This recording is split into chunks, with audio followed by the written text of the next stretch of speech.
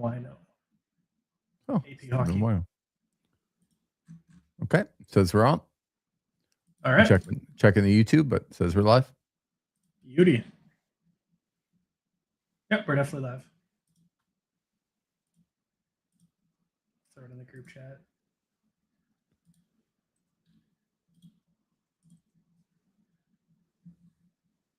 Does the YouTube page?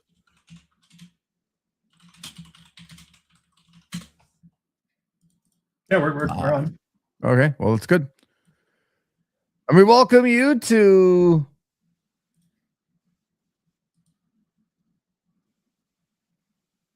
I'm hearing myself because I got it up here.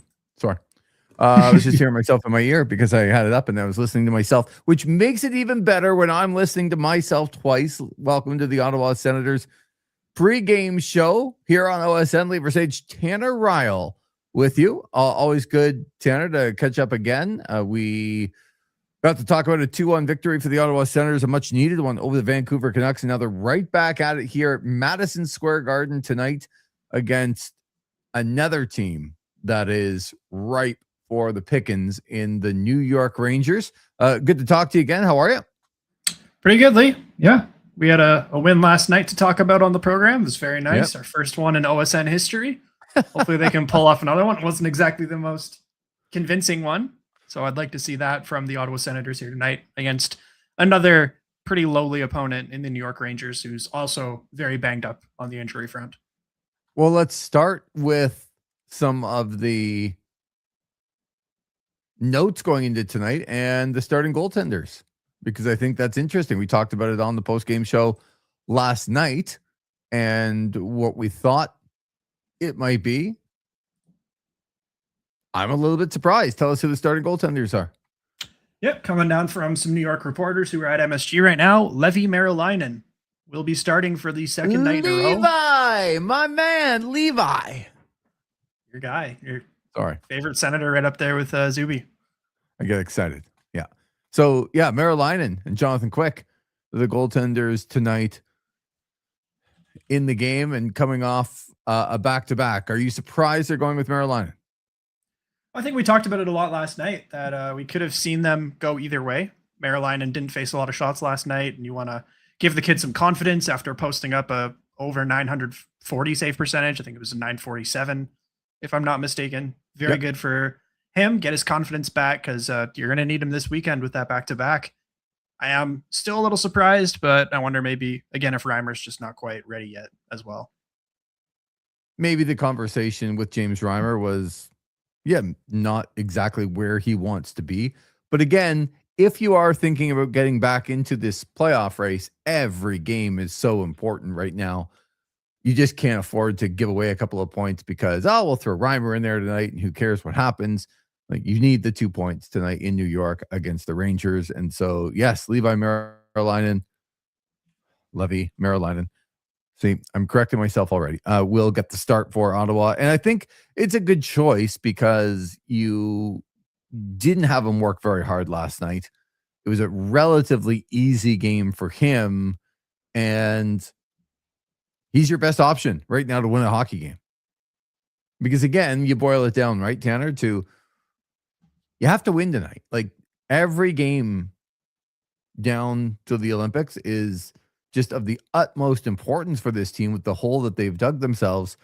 And Levi Merilainen gives, I'm just going to say Merilainen gives them the best chance to win right now. So, yeah, you go with him if he's feeling good.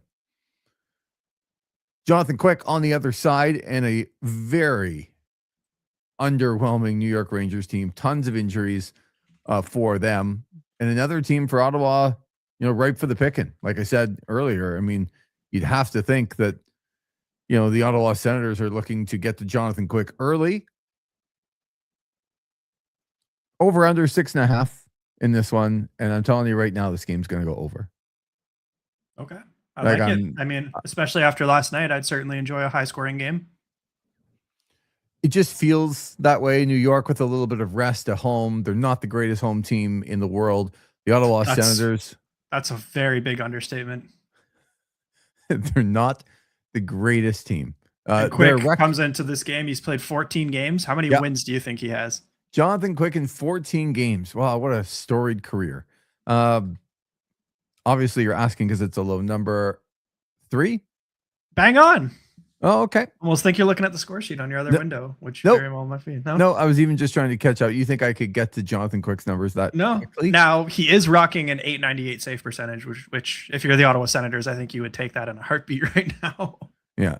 Well, the number that I'm looking for, like by far the worst in the Eastern Conference, that the New York Rangers have played 21 home games so far this year, and they have 5 wins in regulation. That's brutal. Like, come on. Like, they played 21 games and they have a total of 14 points at home. Like the New York Rangers. Like the Senators can be very high up there either. I think they've lost a lot at the Canadian Tire Center this year as well, if I'm not mistaken. I'm curious about that one. Yeah, you are mistaken a little bit. I mean, they're 11-9-3 at home. Okay. That's better than I thought, because Lee, I think I've gone to 5 or 6 games this year, and I've seen one win. You are the jinx. Yeah, for sure. Like without Tanner Rao there, that's a pretty good record. That is a very good record, yeah. 11-9-3. I mean, you'd like to be better, obviously. Like some of the top teams, like even, you look at the Bruins and the Leafs are in the first 2 wildcard spots, like 16-5-5 for the Leafs, 16-8-1 for the Bruins at home. So like if you are going to be a contender and a playoff team, you need to win like 2/3 of your games at home. And the Ottawa is not doing that. 11-9-3 says that, they have more actual losses than wins at 11-12 if you want to be like that. But they still have in, 23 home games, they have 25 points. So they're like just above 500 in that regard. But the Rangers like absolutely stink. And if the Rangers didn't have the Vancouver Canucks in the league, they would be the worst. And that's why Ottawa's got to take advantage of these 2 games. They did last night. Vancouver's 4-12-3 at home. Not a great season for them. But to your point about last night, I thought Ottawa had a lot of energy and played really well in the first couple of periods. Didn't let Vancouver have much at all. And I kind of felt like as the game went along, the Sens got complacent. They didn't have the urgency in the third period. They gave up an early goal that gave Vancouver some legs. And that's the part that would scare me a little bit in that game, because most teams last night, with the way the Canucks played, would have beat them, 5-1 going away. And I know the goalie was good for the Canucks, like really good, but you got to get more than 2 goals, Spence and Zub. So we'll see what they can do tonight. You look to the scoreboard elsewhere. There's only a couple of games that have any effect on the Ottawa Senators tonight. The New Jersey Devils are at home to the Kraken. New Jersey just 1 point up on the Ottawa Senators, and Ottawa has a game in hand. So you kind of looked at teams that you have to pass before you can get there. And another one of those teams, the Buffalo Sabres, they're 1 point out of a playoff spot, and they're at home tonight to the Philadelphia Flyers, who also have the same amount of points as Buffalo in the same amount of games at 52. So Ottawa hoping that game doesn't go to overtime in 3 points. That's so what a lot of overtimes last night that did not work in the Senators' favor. However, getting the 2 points, Ottawa actually went up from 10% to 14% to make the playoffs. 14.2%, which is better than 10.9%. They went up about 4% last night.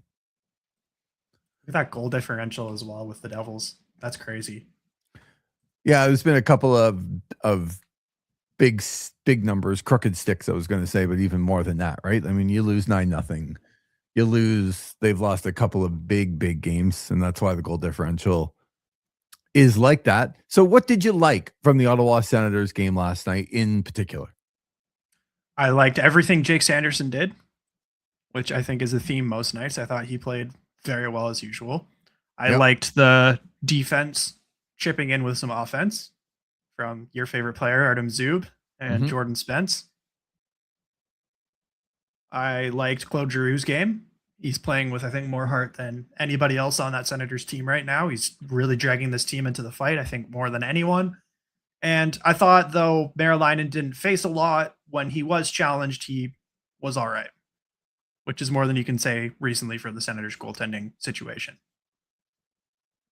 Now, I don't think it was a very noteworthy hockey game where there was a lot of next level plays, but I'd say those are the guys that really stuck out in my mind. Yeah, I would agree. And let's talk about Merrilainen to start with. I like the fact that he had a game where he didn't let in a goal that was questionable. Couldn't fault him on the Vancouver goal. Terrible giveaway by Dylan Cousins. Pettersson left all by himself in the middle of the ice, right in front of the goalie. I mean, yeah, sometimes you'll stop it, but you're not expected to stop that sort of opportunity and shot. There's been too many games where there's been 1, 2, 3 goals from Merrilainen that no matter what the outcome of the game is, he should have had it. Last night, just Merrilainen, Allmark, Shepard, yeah, Sogard. Sure. It's whoever's playing. But just for Merrilainen's confidence, it's like you got through an entire game and the goal didn't go in that should not have gone in. Like, I know that's probably a low baseline, but you got to start somewhere. And Merrilainen, he's got to be trying to prove himself right now and prove that he deserves to stay at the NHL level. I saw quite a few of the media members mention today that Linus Ullmark's equipment has reappeared in the locker room. That was making their rounds over on X. And then you've got Reimer, who hasn't played a game yet. I mean, if you're Merrilainen, you're trying to prove that, hey, I'm the guy you should keep up here in the NHL.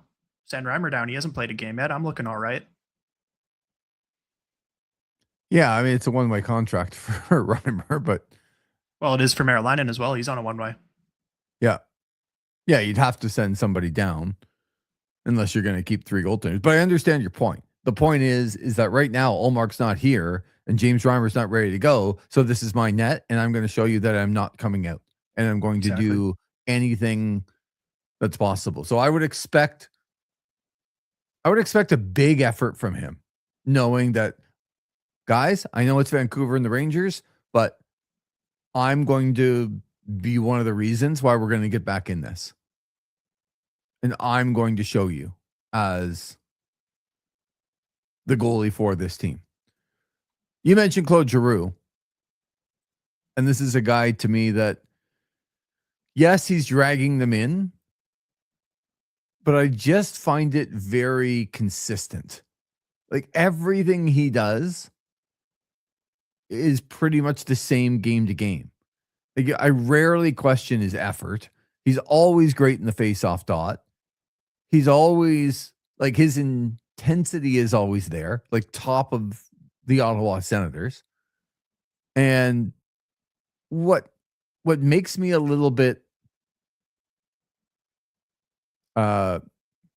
concerned about the team is that it's like you would think you would kind of play like Claude Giroux if the team wasn't playing well. It's like, I'm going to follow his lead. I'm going to be intense. I'm going to, you're going to notice me on the ice, all of those things. And I haven't really seen that from a lot of guys up front, which has to be frustrating, a lot of people. So we'll see what that is. But for me, I expect another good game from Claude Giroux, where I'd really like to see it. I think the guy I'm going to be focused in on tonight. Well, you know what? I'll ask you first. If you got to pick one guy up front and one guy on the defense score to be focused in on, what's it going to be for you? I mean, you're talking about people that should be dragging them into the fight. Claude's got an A on his sweater for alternate captain, right, as we said yesterday. Don't call it assistant. I probably got yelled at the most when I was doing the radio thing about something like that. And you're just like, this is what people are worried about. I also, one of the biggest things I ever got yelled at was that I called it, like, the number to call in was like 750-1200. And I said, oh, and not 0. Right. But like, yelled at.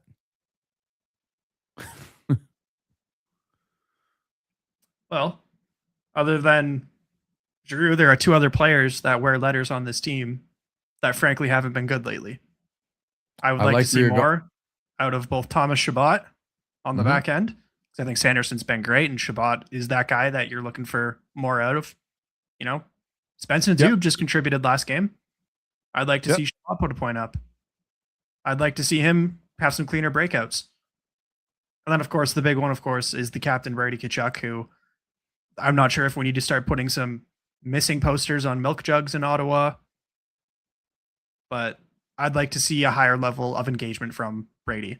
And we know he likes to play at MSG. We all remember that fight with Truba at center ice. I know that guy's not there anymore, but Yeah. Overtime goal going up against the glass there. You remember him right. celebrate. It was such a big game for him. I remember his interview afterwards. He was talking about feeling like Conor McGregor walking out of there.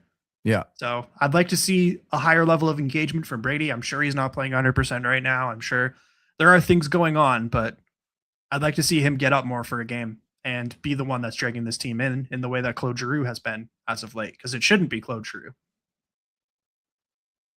So those are the two guys I'm looking at. And then, of course, Marilinen as well. The number one guy that I was going to say was Thomas Chabot. But I don't think Brady should be far behind. They are the two guys. They're two of the stars on this team. Like Thomas Chabot needs to make more of a difference in the hockey game. He needs to be a little bit more intense. He needs to be up the ice with the puck. He needs to be a guy that is driving play a little bit more than he does. And I know people are going to say, well, when he was out of the lineup, look what happened. Yeah, this team is not deep on defense. So you take out a half decent player, but they need more than half decent. Yeah. And I mean, he was great against Winnipeg. He had the 2 goals there and took the shot to the face and still came back. But since then, he's played 5 games. He has 0 points. And in those 5 games, he is a -8. Say what you will about plus minus. That is not good. No. So we need to see more out of Shabbat.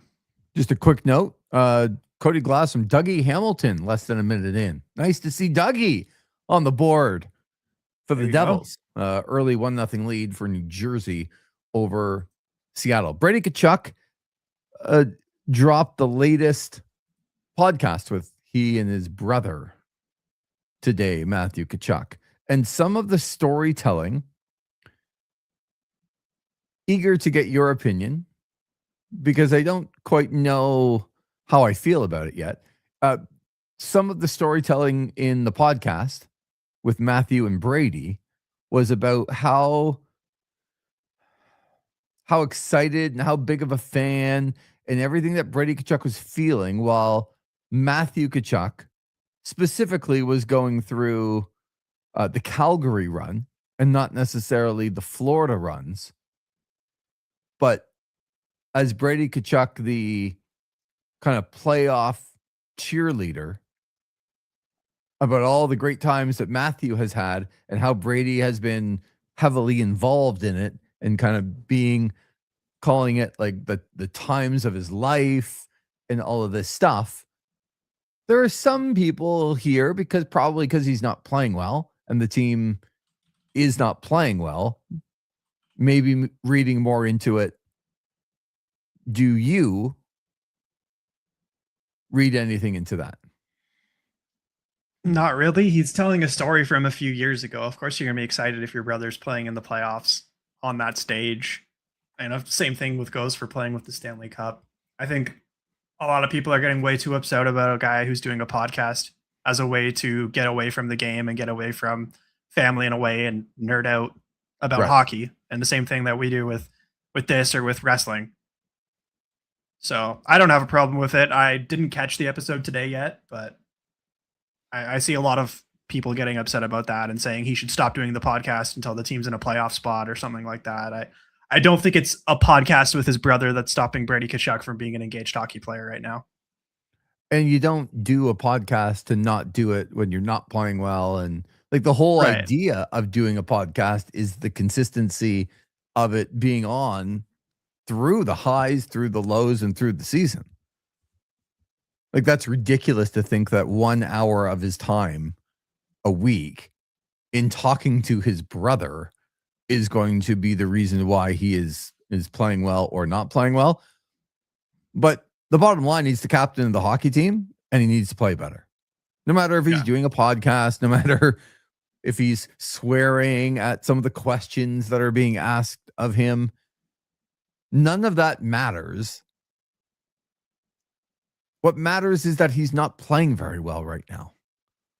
And they need him to be playing a lot better. But some of the Brady Tkachuk shine has come off this year from some of the fans. Like, he was indestructible. You couldn't penetrate the Brady Tkachuk shield before, no matter what, even if he didn't play well. The shine's coming off a little bit right now, and it's up to him. He can put it right back on, but he's got to do it by playing well and leading. All right, the lines are out, and are there any changes, Tanner, from last night's game against the Vancouver Canucks? There are. Travis Green is again put the lines in a blender here. Okay. Seems to be doing that a lot lately, from what I've noticed. But up front, we've got Fabian Zetterlund with Tim Stützle and Drake Batherson. Okay. On your top line. Second line, Dylan Cousins is centering Brady Tkachuk, and Ridley Gregg is on the right wing. That's an interesting line. For sure. I would expect that. I would expect that line to be in people's faces tonight. Yeah, Tkachuk, Cousins, Gregg. If there's one thing I think those three can do well, it's definitely that. Right. And then your third line is Shane Pinto between Michael Amadio and Claude Giroux. That's been a very reliable combination this year. I'm not surprised to see Green go back to that one. Fourth line remains the same. You got Cousins, Eller, and Perron. So we won't be seeing Curtis McDermott in the lineup tonight. Nor should we. And then on the back end, things are unchanged. Sanderson, Zub, Shabbat, Jensen, Clevin with Spence. So Matt and Paolo, again, is the healthy scratch there. Maerleinen starts, and James Reimer will back up. I have to say, I like the lineup. The second line is a very interesting one. Yeah. The only part of the lineup, when you say the top line, like, I guess, but is Fabian Zetterlund any line that he's on the top line ever? He's looked good in small spurts, but yeah, I just don't know that he's a top line player.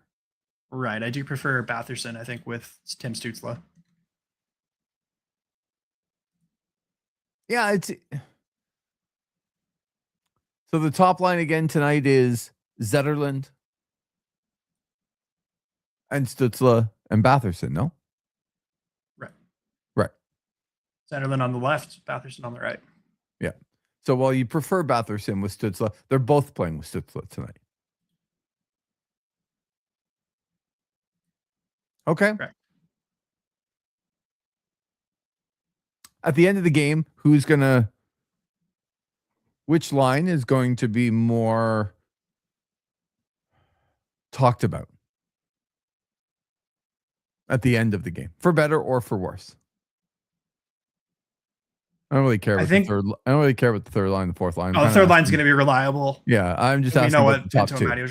Between those two, I think Tkachuk, Cousins, or Gregg, and I think it could either be for all the right reasons or all the wrong reasons. When you look at Tkachuk lately, Cousins the other night, Gregg's been a little bit better lately, but still hasn't had the strongest season.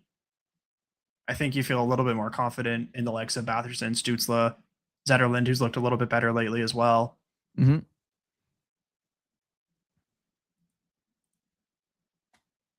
I think we're going to be talking about that second line no matter what after the game. And I hope it's for good reasons, but Dylan Cousins, to me, I should have said him up front, because in a 2-1 victory over a really bad Vancouver team, Dylan Cousins was noticeably not good last night in 3 or 4 different situations, which just can't, like, there's nothing you can do right now if you're Travis Green, because you just need him out there to win every game.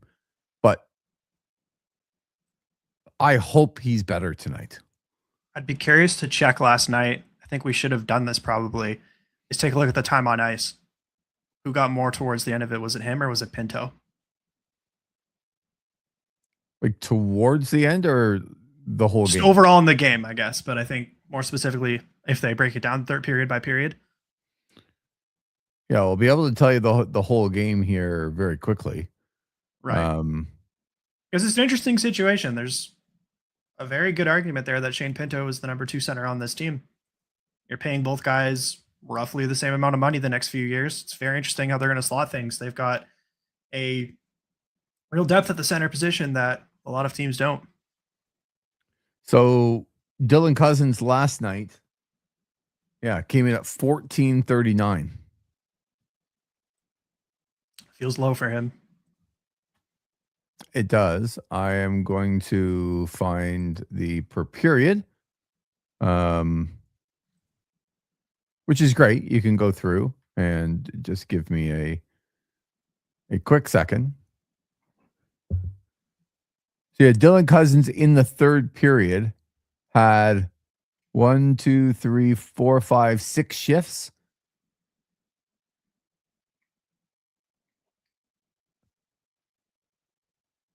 Was on for the goal against. And after that, he only had 5 shifts. So not used a tremendous amount. Probably played after the goal went in early. Looks like he played about 3 minutes, 3.5 minutes, give or take. So I can see why.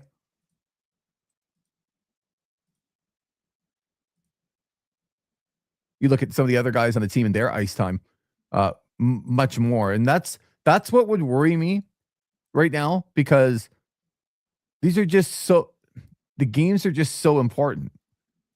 And it's not like, okay, Dylan Cousins playing really well, but he had a bad game last night. That happens all the time. But I'm not feeling that. You look at some of the other forwards last night, especially like Pinto, almost 17 minutes. Stutzel almost 18 minutes. Amadio played 16 minutes. So like Michael Amadio played a minute and a half more than Dylan Cousins did last night.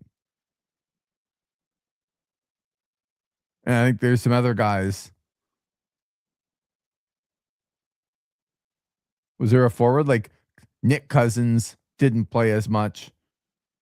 Zetterlund was right around the Nick or the Dylan Cousins time on ice. It's not like he was way lower than everybody else, but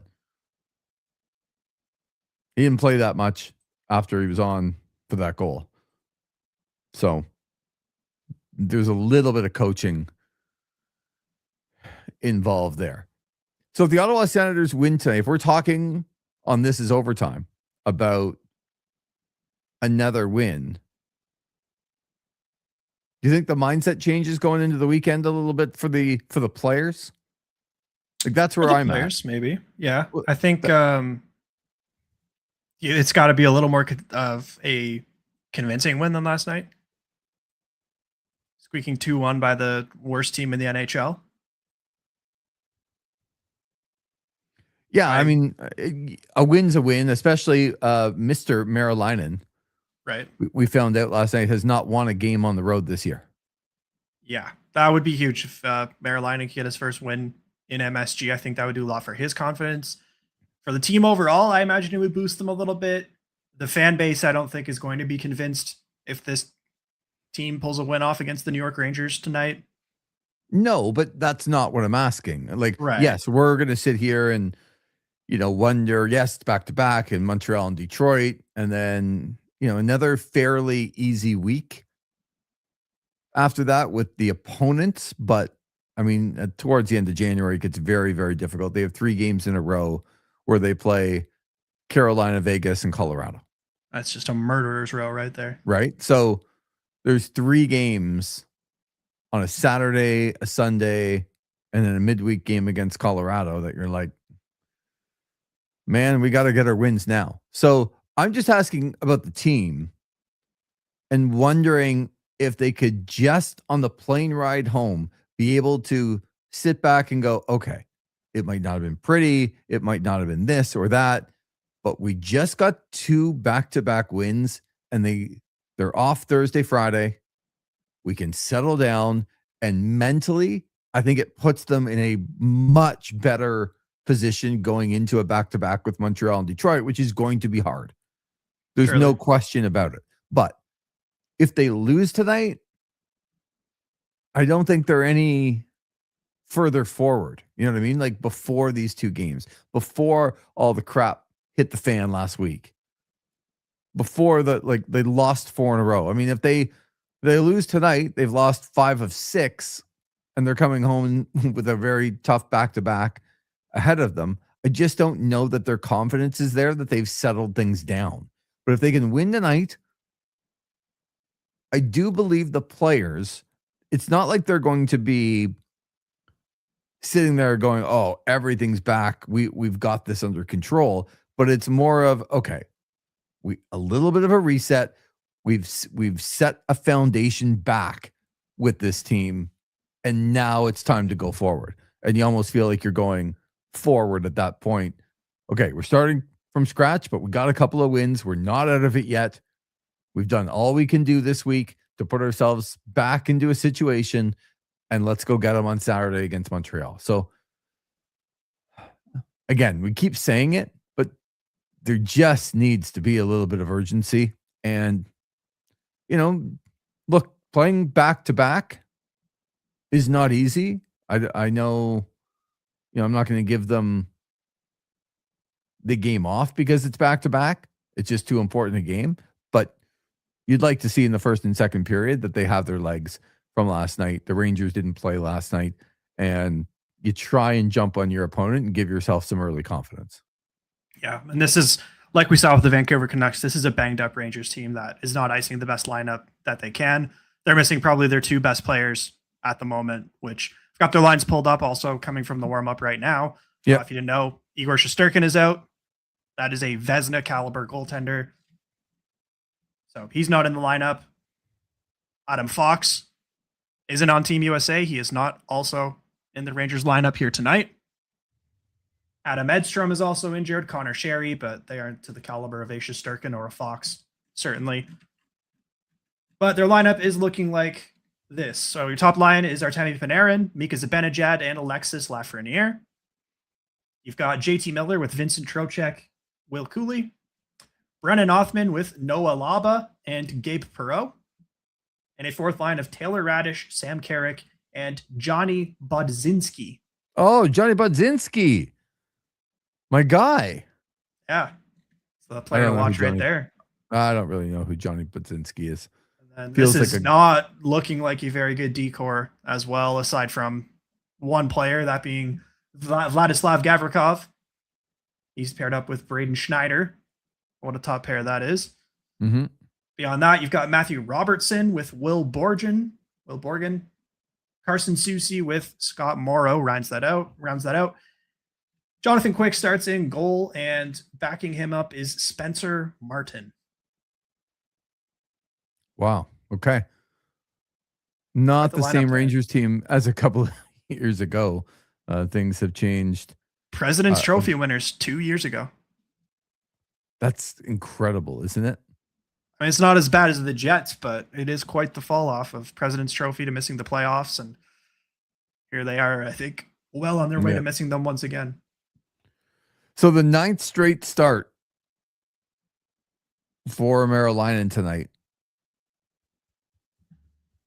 And as Dan Rosen points out, his 10th consecutive game, which, of course, he came in the Allmark game. So in those games, he's 3-5 with a 3.24 goals against an 8.67 save percentage since coming in the Allmark game in Toronto the day after the game after Christmas. So prediction time, my friend. Let's go. We're going to be back here in about 2.5 hours, but your prediction tonight, the Ottawa Senators in New York to face the Rangers as we are nearing puck drop. I'm going to take the Sens in this one.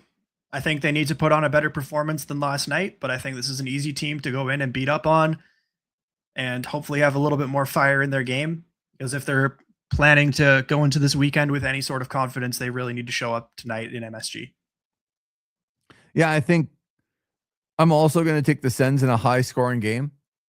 I think this one feels, 5-3, 6-3, somewhere in there tonight. But I expect the captain to be front and center. It's New York City. It's Madison Square Garden. He loves it there. He knows it's time for him to show up. And he didn't play great last night. They need a win. They need to get back with a little bit of confidence. So I expect Brady Tkachuk to have a big game tonight for the Ottawa Senators. I think he's going to score. I think he's going to have a couple of points. I think he's going to be a very noticeable factor in the win. And I don't expect Maryland to be perfect, but I do think the Ottawa Senators have enough here to beat the Rangers. Yeah, like I said, 5-3, 6-3, something around that, and can just settle themselves down. But we will find out shortly. Always good to talk to you, Sens insider Tanner Ryle, here on OSN. And this is overtime coming up after the game. I had a buddy reach out to me and said, "Can I be a part of the chat? I want to talk to you about the new NASCAR rules." I'm like, I'm not sure that that's the place, but you're welcome to join. This is overtime on the chat, and we hope that you do too. All right, enjoy the game, Tanner, and we will see you back here in about 2.5 hours, around 10 o'clock or right after the game. Moments after. Be here or be square. Yeah. I will try to be here as opposed to being square. All right, this is overtime right after the game here on OSN.